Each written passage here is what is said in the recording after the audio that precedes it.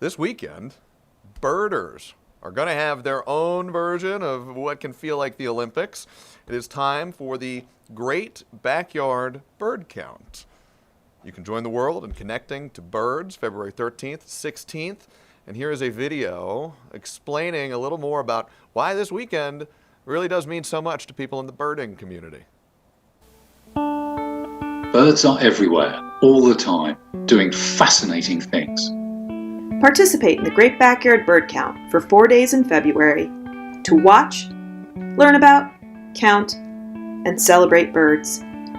People from around the world spend these 4 days in their favorite places, connecting to the birds around their homes and in their community. Whether you see one bird or hundreds over the weekend, we want to share in your joy of watching birds and connecting to nature. Count the birds you see for as little as 15 minutes on one of the 4 days. Then, submit your bird list to be part of a global movement to better understand how bird populations are doing. Your participation matters. Il est important que vous participiez. Tu participación importa. Your participation connects you to the beauty that lives around you while helping scientists better monitor and protect birds around the world.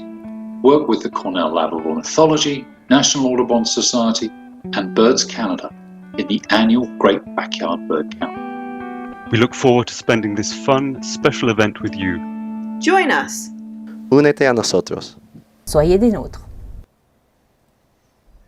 And we are joined now live by Adam Betuel, who is the Executive Director of Birds Georgia. Adam's been on the show before, and Adam, I believe a little congratulations are in order. 100 years of Birds Georgia? That's correct, Zach. This is our centennial year, so we are very excited about bringing all the joys of birding and highlighting our conservation work over this very special year for us. So thank you.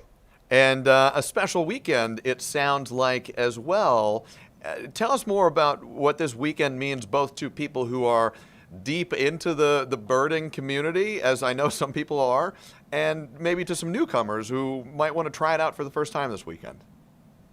Yeah, I think for newcomers, this is a very easy way to learn more about bird watching, learn about bird conservation, and get excited about the hobby and maybe find their flock and learn on how they can participate. So, it's digestible. It's 15 minutes at its minimum. You can do it in your backyard. So it's a great way for those newer birders.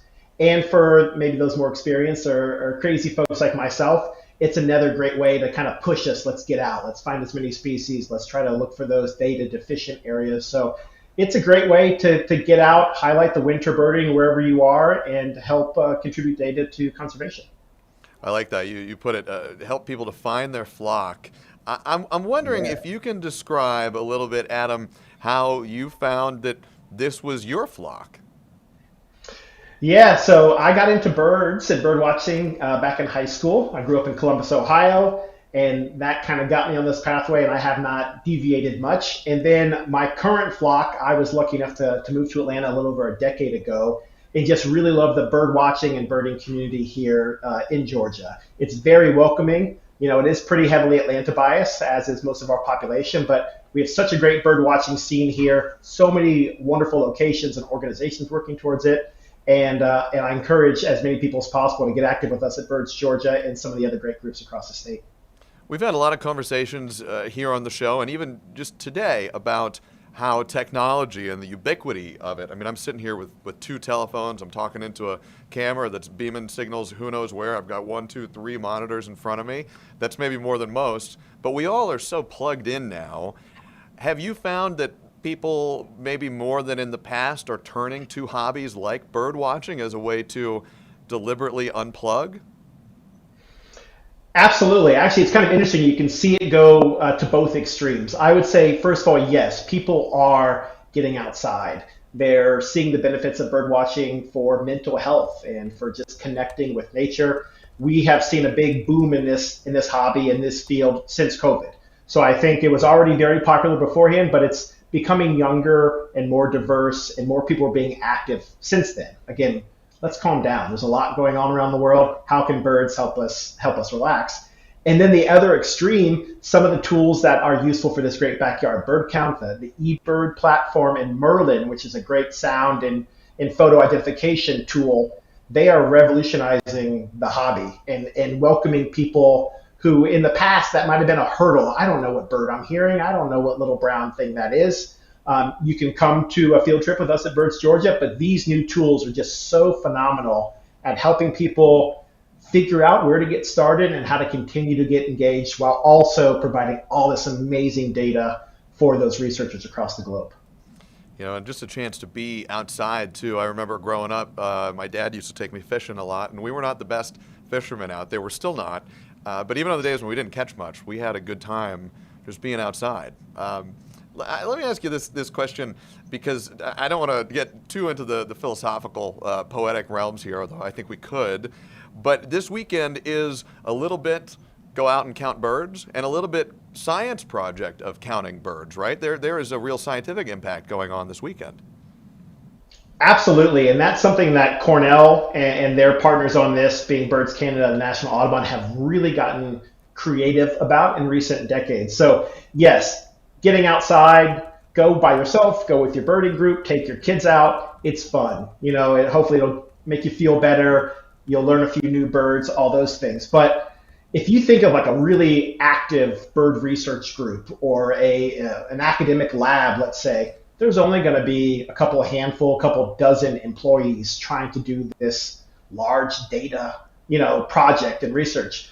But there are almost 100 million people in the United States alone that call themselves bird watchers. So imagine if we can harness all the collective sightings of the millions and millions of people in our country and potentially the billions across the globe, and how much useful information that can be that researchers and academic institutions can use. And also it's fun for the birder, and you can keep our sightings tracked there. So yes, the Great Backyard Bird Count is a great example of fun community science and getting out with your family while also contributing to something that's very important, which we need more info because our birds in general are declining. So this is a great tool to help us.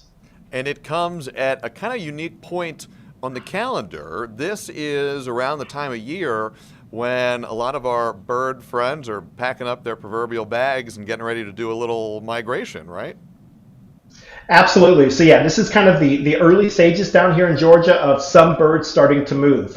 Just yesterday, the birding chats were all abuzz because sandhill cranes were flying over metro Atlanta. So our early migrants, some of these shorebirds and ducks and cranes, they're already moving. Some of our residential birds that people might recognize, eastern bluebirds or pine warblers, brown-headed nuthatches, they're not that far away from nesting. So spring is not too far away.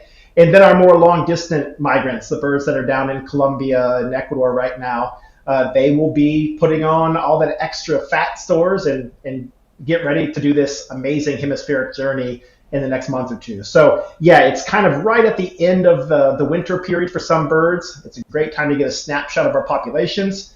And then, yeah, these birds are ready for this magical journey and to get ready for the breeding season.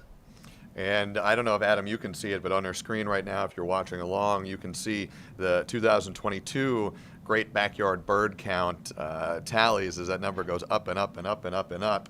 The work of a lot of passionate people submitting all that information. If you are watching and you are one of those people who's going to partake this weekend, Adam, how do they actually go about this? What are the steps they've got to take to make sure they can take full advantage? Yeah, birdcount.org is the website for the Great Backyard Bird Count, and that will walk you through kind of what platforms you can submit your sightings and how to do it and the protocol. The protocol is very basic. It's go outside for 15 minutes, note all the birds that you're able to identify, both by visual or if you hear the bird calling, that counts as well. And then you can submit those sightings. So at its basic, that's it. Just get out, look and listen for birds and report your sightings. If you don't know where to go, I encourage you to check us out at Birds Georgia. We have a couple field trips this weekend, one at Murphy Candler Park on Saturday and one at Constitution Lakes on Sunday, two of the best bird spots in the metro Atlanta area. And so if you're curious, but you're afraid to take that first step, please come join us and we'll show you what it's all about. Adam, we're short on time. I've got one last quick question for you, about 30 seconds. Is there one favorite bird of yours that you are hoping to see this weekend? There's so many, but I will say the orange-crowned warbler. It's a little bit of a drab bird. It's a birder's bird. You know, it's kind of olivey green with just the teeniest bit of orange on its crown. But it's a bird that is around in the winter. It's not rare, but you never know when you're going to come across one. And so I'm hoping I can stumble into one of those in my backyard or in my neighborhood with my young daughter if possible. So keep an eye out for that one. Oh man, Adam, you know, you just dropped that little nugget right at the end. You're going to go out with your daughter this weekend. How 5 seconds, but just tell me something about what that means to be able to go out there with family. It's phenomenal. You know, I'm trying to not force my daughter into the birding world like I am, but it's really great to see her excitement and to at least understand that she's going to have an appreciation for nature, which is so important for all of us. Excellent. I was thinking of something pithy to say, but it's hard to top that. Adam Betuel, a friend of the program here, Executive Director, Birds Georgia, getting ready for a big weekend. We appreciate it so much.